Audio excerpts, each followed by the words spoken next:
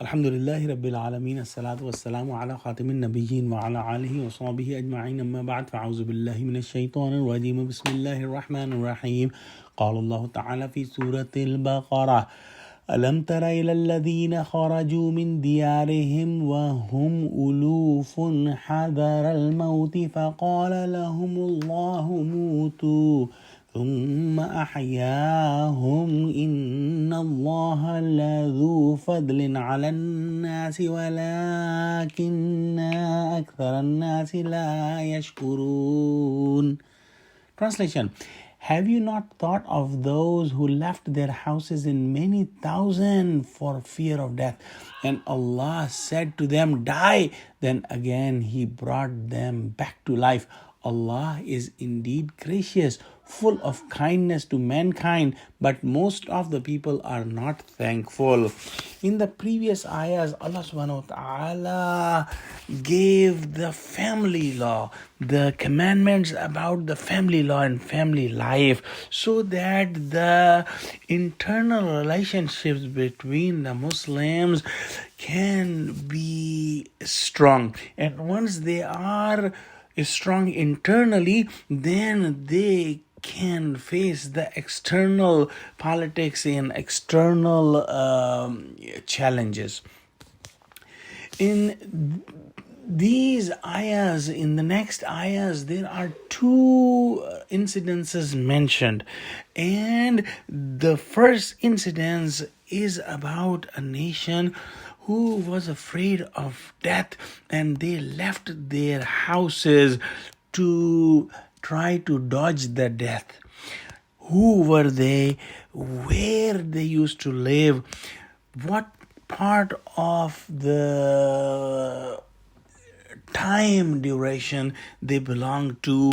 Why were they afraid of death? What was their fear? Were they afraid of death because of any plague, or they were afraid of death because of a powerful enemy that was attacking on them?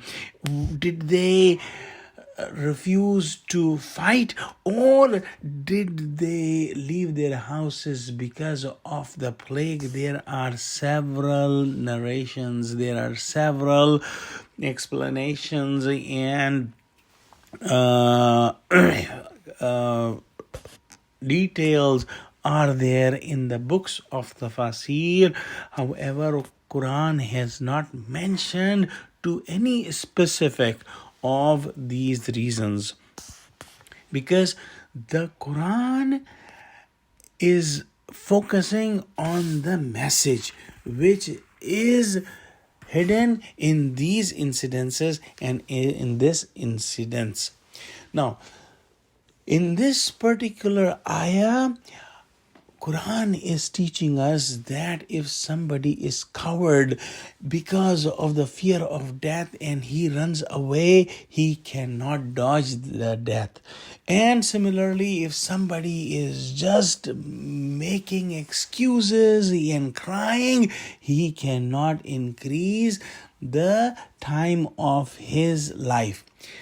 If somebody has the time written for death, nobody can save them. But if his time of death has not come, even in the battlefield, nobody can kill him. Similarly, if a nation is in thousands, it is not guaranteeing that that nation will be successful. And if the nation is of fewer people, it is not a sign that this nation will be defeated. Now, this nation which is mentioned was in thousands, but they died and Allah brought them back, meaning that Allah can do anything at any time, and we should have a firm belief in the destiny and fate. Similarly, we should be thankful to Allah for whatever time and provision He has provided us. Wa akhiru da'wana alhamdulillahi rabbil alameen. Wassalamu alaikum wa rahmatullahi wa barakatuhu.